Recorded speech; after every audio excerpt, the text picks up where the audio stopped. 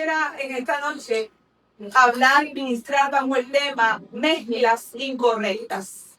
Mezclas incorrectas.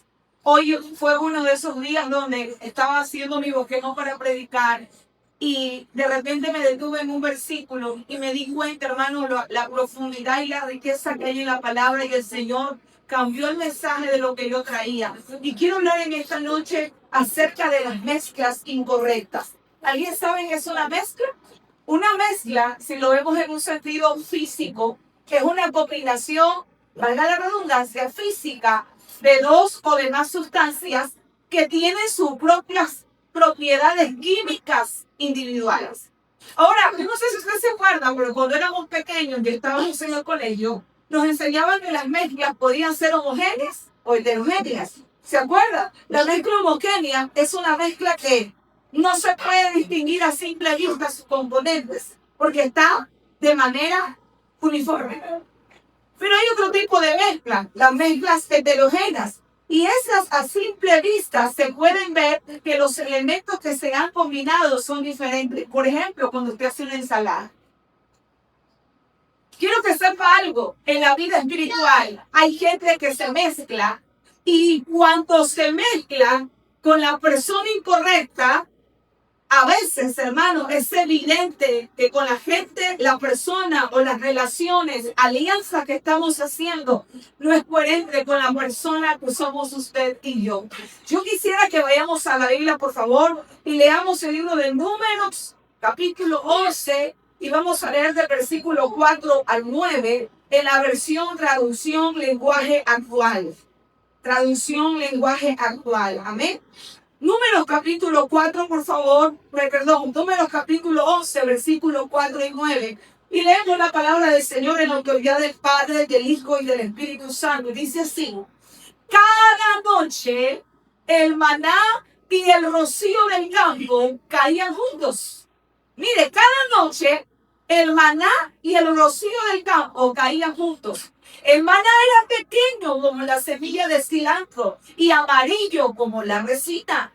Por la mañana la gente salía al campo a recogerlo, luego lo molía, lo cocinaba y hacía panes con él. El maná tenía un sabor parecido al de pan de harina con aceite. Lo estoy leyendo en la versión lenguaje actual. Sin embargo, los israelitas, había gente de otros pueblos que solo se preocupaba por comer. Y los israelitas se dejaron de llevar por ellos y empezaron a llorar y a decir: ojalá pudiéramos comer carne. ¿Se acuerdan del pescado que comíamos gratis en Egipto? Y qué sabroso eran los pepinos, los melones, los puerros, las cebollas y los ajos que allá comíamos. En cambio ahora nos estamos muriendo de hambre y lo único que vemos es maná. Esta traducción me gustó mucho porque está más amplia que la 1960. Y hermano, es maravilloso como tú ves que la gente está reconociendo que de mañana y de noche había una provisión de parte de Dios. De mañana, ellos decían, en la mañana y en la noche vemos que está cayendo el maná, está cayendo el rocío, pero hay algo. Aunque estaban viendo la provisión de Dios, comenzaron a quejarse de aquella provisión. ¿Por qué comenzaron a quejarse de la provisión? Porque se comenzaron a mezclar con gente incorrecta. Cuando el pueblo de Israel llega a la tierra prometida, ustedes saben que en esa tierra, aunque tuvieron que conquistarla, había gente con una moralidad muy lejos de la presencia del Señor. Había paganismo, habían culturas muy diferentes, había una mezcla de mucha idolatría. Y el Señor les había dicho a su pueblo que no se mezclen con los paganos. Sin embargo, al estar tanto tiempo en este lugar, los israelitas comenzaron a mezclarse con la gente que vivía en ese lugar. Y hay un problema, hermano. Nosotros a veces reconocemos que Dios es bueno. ¿Cuántos reconocen que Dios es bueno? Hay gente que reconoce que Dios es bueno. Hay gente que reconoce que tiene un trabajo con la gracia de Dios. Hay gente que reconoce que tiene salud porque el Señor ha tenido misericordia. Hay momentos donde tú y yo reconocemos las bondades de Dios.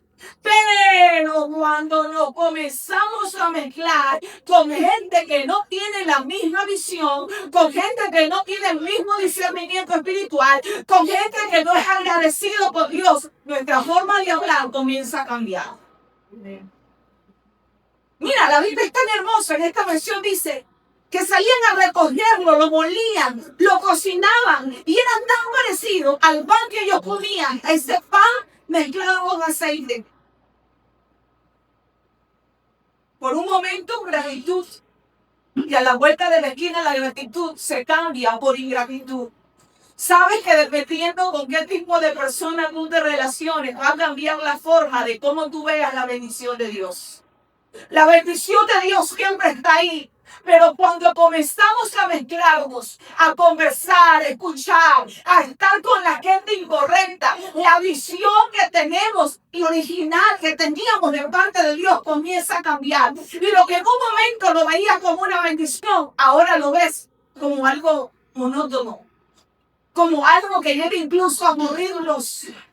Dice la Biblia que de tanto mezclarse con esta gente, no solo comenzaron a pensar igual, sino que comenzaron a llorar y a quejarse por el pasado de ellos. Hermano, qué triste decirlo, pero hay gente que cuando vino a la iglesia, vino por un problema en la casa, por un problema en el matrimonio, quizás por un diagnóstico médico, llegó a buscar a Dios y el Señor obró maravillosamente, hizo milagros, sanó, restauró, liberó. Y estuvieron un tiempo muy bien con Dios. El problema es que cuando gozo de la misericordia, cuando gozo de la bendición, pero no considero que tengo que mantener esa vida de santidad, puedo llegar a escuchar, a mezclarme con gente que me va a cambiar la perspectiva que yo tenía. Quiero que se den cuenta de algo. Ellos comenzaron a llorar por el pasado, comenzaron a llorar por el pescado que comían gratis. Perdónenme, el maná también era gratis. ¿Acaso les estaban cobrando por el maná? No les estaban cobrando por el maná. El maná descendía de los cielos. Era una bendición. Sin embargo, comenzaron a decir, ¿te acuerdas cuando comíamos ese pescado? ¿Te acuerdas cómo sabía el pescado que recogían de las aguas de Egipto? ¡Qué rico ese pescado! Y comenzaban a llorar. Era gratis. Pero el maná también era gratis. Cuando te mezclas con la gente incorrecta, comienzas a subestimar la bendición de Dios. Hay gente que cuando pasa esa temporada en la iglesia o conociendo a Dios, recibe el favor, recibe el milagro, recibe el beneficio, y luego se junta con la gente incorrecta, ya comienza a ver los cultos como algo aburrido. Es que, ¿cuándo darán un domingo libre en la iglesia? ¿Cuándo tendremos tiempo para irnos a la playa con la familia? ¿Pero por qué este día van a hacer un ayuno? Porque nosotros deberíamos estar haciendo una fiesta por esto, por aquella situación. ¿Sabe qué? La gente comienza a ver la vida de Dios diferente. Ten cuidado con quien te mezclas. Digo que está a tu lado, ten cuidado con quien te estás relacionando. Hermano, la gente tiene que considerar con quién se está relacionando.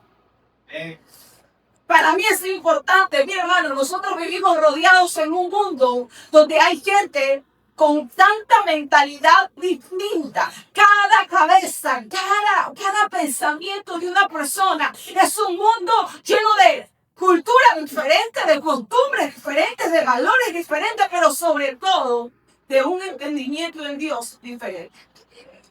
Por eso yo tengo que saber que aunque esté rodeado de personas, no todo el mundo califica para ser mi amigo. Hubo algo que martilló mi cabeza desde que yo era un adolescente. Recuerdo que en una convención de jóvenes, yo de haber tenido unos 14 o 15 años, y tuvimos una convención nacional de jóvenes, y una palabra, hay prédicas, hermanos, que se vuelven lema en tu vida y que no te olvides. Y una de ellas fue cuando escuché la prédica en un mensaje hermoso que hablaban acerca del hijo del príncipe. Y hablaba de que los hijos de los príncipes no se ensucian los pies. Que los hijos de los príncipes no se comportan igual que los plebeyos. Que ellos visten diferente, que comen diferente, que su actitud es diferente.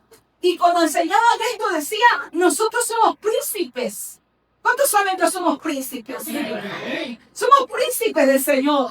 Por lo tanto, tu forma de vivir, tu forma de actuar, tu forma de proceder, tus pensamientos, tu moral, tus costumbres, aún nuestras creencias no pueden ser igual que el que está afuera. Algo en nosotros tiene que ser diferente. Yo tengo que entender que yo no puedo ser igual que todo el mundo. Hermanos, nosotros no nacimos para ser influenciados por el mundo. Nosotros nacimos para llevar la palabra de Dios y que el poder de la palabra de Dios alcance a los que tienen que ser salvos. Tú y yo no nacimos para ser influenciados. Tú y yo nacimos para influenciar al pecador a que se arrepiente y que venga a Cristo. ¿Cuántos dicen gloria a Dios?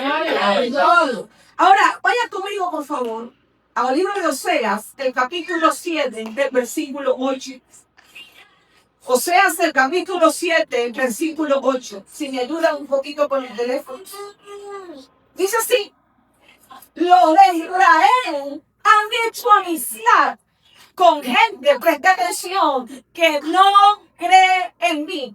Mi pueblo, hermano, esto está fuerte, mi pueblo se parece al pan mal horneado. Por un lado está bien cocido y por el otro lado está crudo. Oiga, esto está poderoso. Miren lo que está diciendo el profeta Oseas. Él dice: el pueblo de Israel ha hecho amistad con gente que no cree en Dios. Mire, si hay algo cierto, que en la vida no podemos vivir peleando con los vecinos, peleando con el compañero de trabajo. Usted no puede vivir peleando con la gente que no cree en lo que usted cree. Pero eso no significa que usted va a hacer familiaridad, amistad o ñañería con gente que no cree en lo que tú crees. Una cosa es que yo me acerque a alguien que le hable de Cristo. Mira, hermano, la mejor manera de testificar es nuestro testimonio. Pero es increíble. Pero el testimonio es una palabra silenciosa pero efectiva. Dice la Biblia que se conviertan ellos a ti, mas no tú no te conviertas a ellos. Y dice la Biblia, aquí hablando el profeta Oseas, que el pueblo de Israel cayó en algo. Comenzó a unirse con gente que no creía en Dios. Y dice ahí que se terminaron pareciendo al pan mal horneado, que por un lado está bien cocido y por el otro lado está crudo.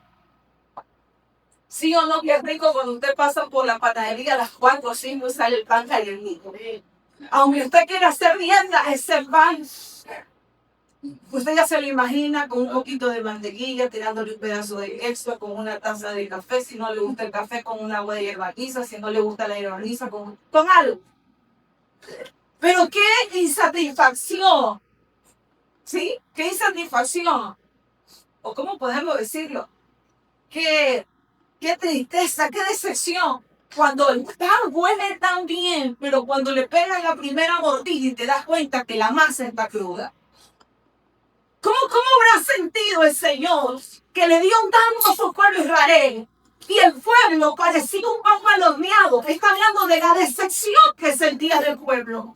¿Sabe que Dios se decepciona de nuestras actitudes? ¿Cuándo somos padres? ¿Es cierto o no es cierto que usted a veces se agrada lo que su hijo hace y también se decepciona de los actos que usted no esperaba de sus hijos? Lo que está diciendo es que aquí el Señor no le decepción a su pueblo.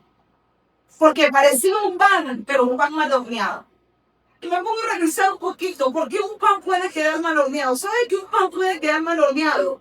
Porque la temperatura del horno está demasiado alta. Cuando la temperatura del horno está demasiado alta, no tiene tiempo suficiente para que la masa pueda cocerse por dentro de una manera homogénea.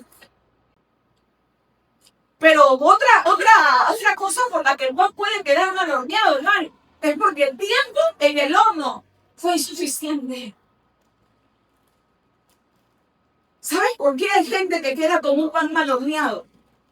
Porque se unen y comienza a escuchar cosas que no debería escuchar. Y es ahí donde te entras en un horno a muy alta temperatura. Te crees más de lo que en realidad tú eres. Pero yo no entiendo, si yo voy a la... ¿Sabe lo que me dijo alguien una vez? Yo no entiendo, pero si yo voy tanto a la iglesia y yo vivo contando las monedas, y mi hermana que no es cristiana, que nunca va a la iglesia, que está en todos los baños los fines de semana, que viaja con sus amigas, que come donde quieren, le sobra el dinero. Se comenzó a comparar. ¿Y sabe qué? Cambió su forma de ser, cambió su identidad en Dios. Y dijo, es que yo también soy profesional, yo tengo mucho conocimiento. Si yo me quedo aquí en la iglesia, como que me estoy desperdiciando en la iglesia. Cuidado, te estás cocinando a muy alta temperatura. Cuidado, piensas que tienes un concepto más grande de lo que en realidad tú eres. ¿Cuántos dicen gloria a Dios? Amado, ten cuidado qué tipo de influencia te dan. Si hay alguien que anda con un espíritu arrogante y tú pasas tiempo con el arrogante, tú vas a aprender arrogancia. Pero también hay algo. El pan queda mal horneado cuando el tiempo en el horno es insuficiente. ¿Por qué es tan fácil? ¿Por qué es tan fácil aprender las cosas del mundo? ¿Por qué es tan fácil coger el pecado? Porque a veces nuestro tiempo en el Señor es insuficiente. ¿Cómo está tu vida de oración en este tiempo? ¿Cómo está tu relación con Dios en este tiempo? Oh, no, es que tengo el día tan ocupado, usted supiera, y estoy aquí por fe. Ok, pero ¿cómo está tu vida de intimidad delante del Señor? No sé si usted se acuerda, pero antes era tan fácil llenarse la cabeza de piojos. Ahora hay tanto shampoo, le ponen tanto componente. Entonces que es muy difícil en este tiempo encontrar gente con piojos. Pero mi abuela decía, niña, los piojos vuelan. Yo estudiaba en una escuela de monjas y siempre me mandaban con trenza. La trenza me empezaba a mí, terminaba a mí.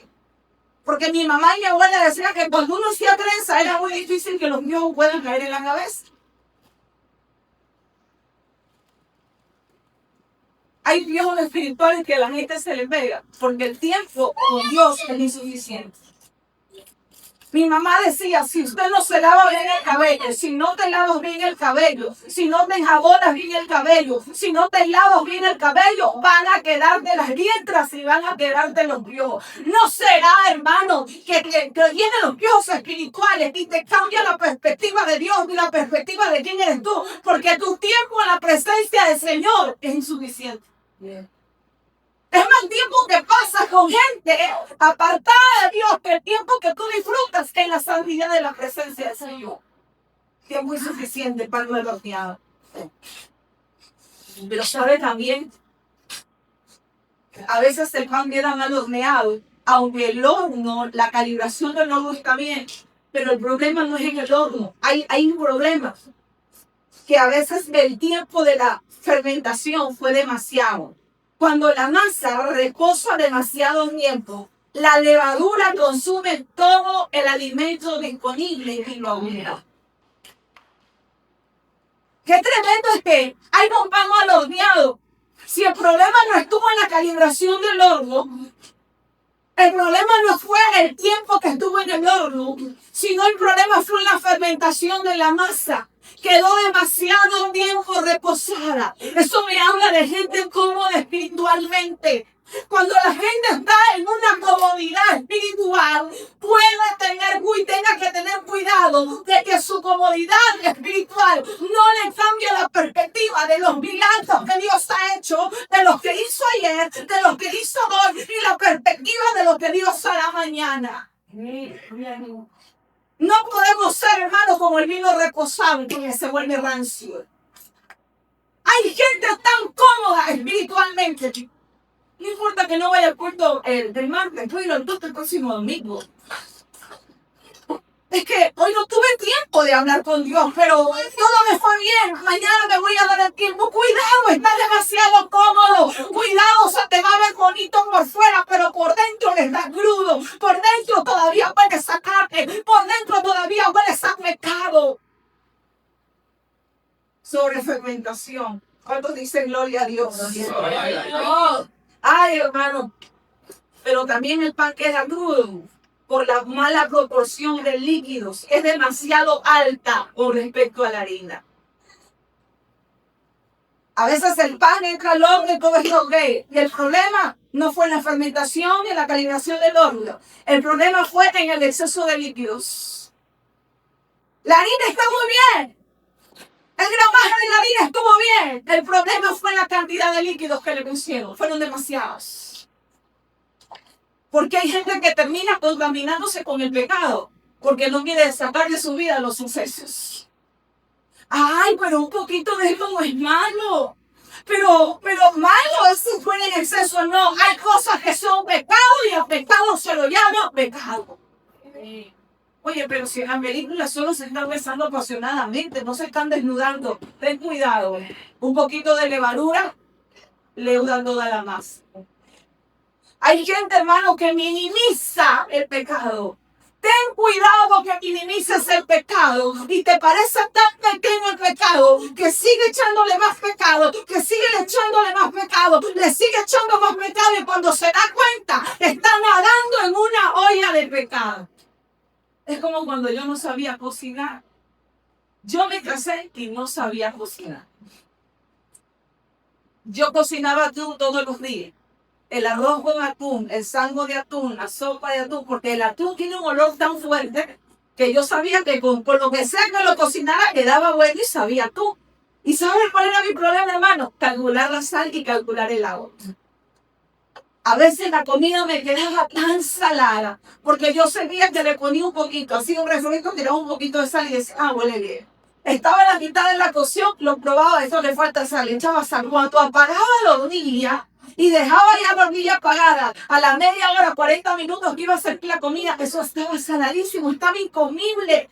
Porque cada vez que yo le ponía un poco de sal me parecía poco. Hay gente que hacía con el pecado. Pero si yo no estoy pecando, solamente le estoy dando un beso por aquí, casi que me rozó la boca, pero no lo besé.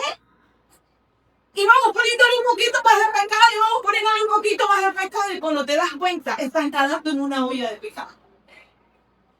Es tremendo el asunto. Mire lo que dice la Biblia en Josué, capítulo 23, versículos 12 y 13.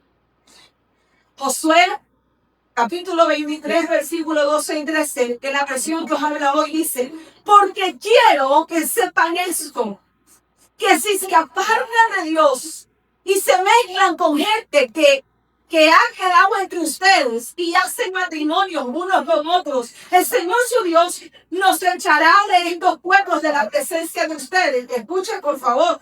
No los va a echar, sino que los va a usar como una red y como una trampa para que ustedes caigan, y como látigo sobre sus espaldas y como espinas en sus ojos, para que no quede ni uno solo de ustedes en esta tierra tan buena que el Señor Dios les ha dado. Y aquí alguien podría decirme, pero es que se está refiriendo a matrimonios entre el pueblo de Israel y tribus paganas. Sí, hablaba de matrimonio, pero también se puede traducir eso como hacer pacto, alianza, amistad con gente que no tiene las mismas convicciones. Dice la Biblia que se unieron y se mezclaron con gente que no debieron haberlo hecho. Y dice la Biblia, el Señor su Dios no los va a echar del pueblo, sino que Dios va a usar esa misma gente para que tú caigas en una trampa. Hay amistades, quiero que me prestes atención. Hay amistades, hay gente que llega a tu vida en un momento. Y si tú no discerniste que esa amistad no venía de Dios, hermano, quiero que sepa algo. Hay gente que viene como un emisario de Satanás. Hay gente que viene como un emisario del infierno, vestido como ángel de luz, pero viene con acechanzas del maligno para dañar el propósito divino en una persona. Y cuando no se tiene discernimiento, qué fácil es caer en amistad con alguien que no tiene visión de Dios, porque faltó discernimiento. Y dice la Biblia que el Señor no los va a desechar.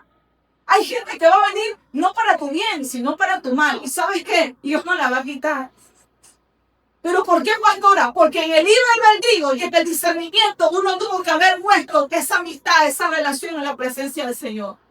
Y dice la Biblia que el Señor no se los lleva, sino que los usa como una trampa. Dice aquí, como una trampa, como una red para que ustedes caigan. Es decir, hermano, cuando se habla de trampa, se habla de una estrategia premeditada. No recuerdo en qué parte de África había unos monos, una especie de monos muy exóticos. ¿Y cómo los cazaban? No había cazadores con metralleta o dando cacería como tal. Ellos armaban un tipo de trampa poniendo una bolsa del corte donde ponía el tajar el lomo y la llenaban con bananas, la llenaban con frutos de esa localidad. ¿Saben qué pasaba con los monos? Los monos metían la mano para agarrar el producto que estaba dentro de la bolsa. Y quedaban atrapados en la mano.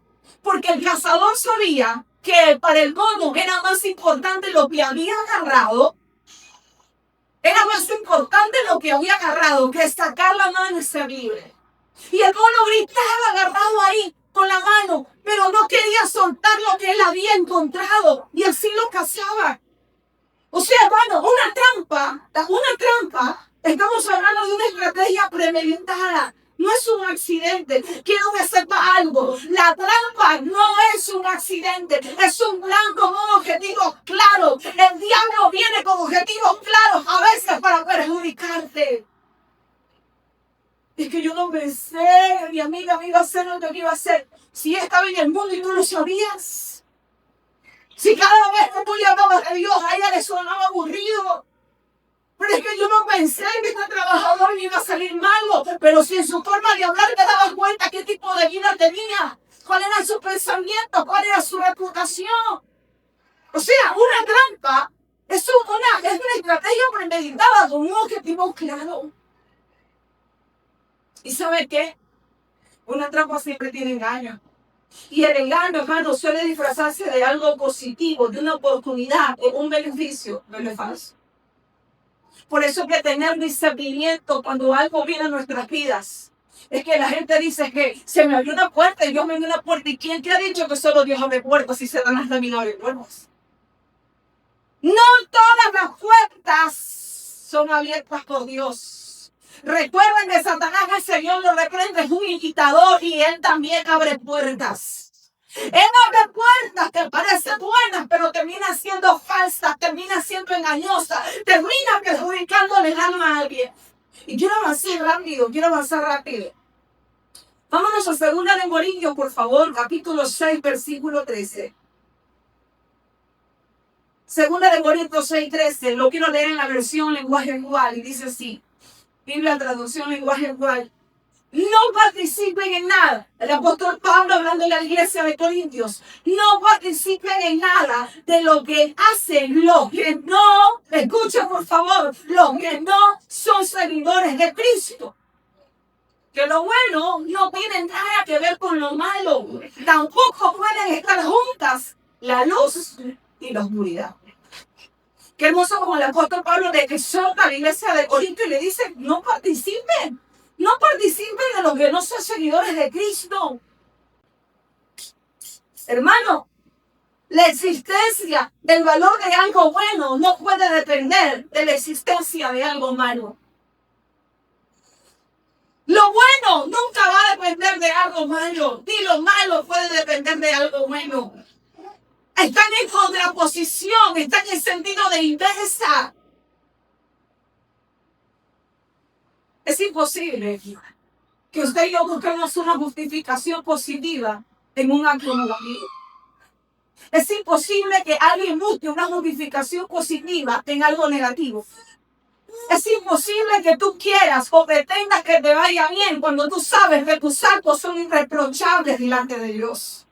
Es imposible que tú quieras ver la bendición de Dios cuando delante de Dios tú vives una vida de injusticia. Cuando delante de Dios tus actos niegan el haber conocido a Cristo. Por eso Pablo le dice a la iglesia de Corintios, no te juntes con aquellos que no conocen a Cristo. Y por favor no quiero que me malinterprete. No estoy hablando de que usted tiene que estar con gente del trabajo, con gente de la familia, con los vecinos. No, estoy hablando de relaciones, estoy hablando de una estrechez, estoy hablando de un cambio de pensamiento, estoy hablando, hermano, de un cambio de ideas. Yo tengo que saber quién es de bendición y quién no es de bendición.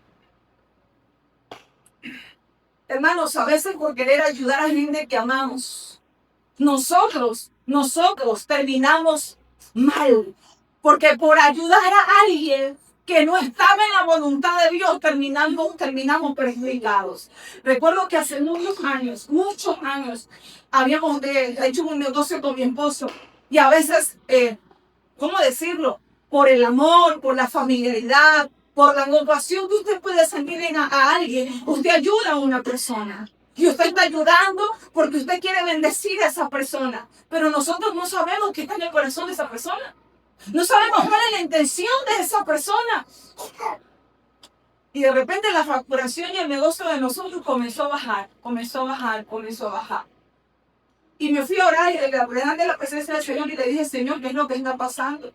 Y uno se revisa, uno dice, Señor, yo estoy yendo a la iglesia, sé que no tengo pecado, estoy ofrendando, estoy dando mi diezmo, pero ¿qué es lo que pasa?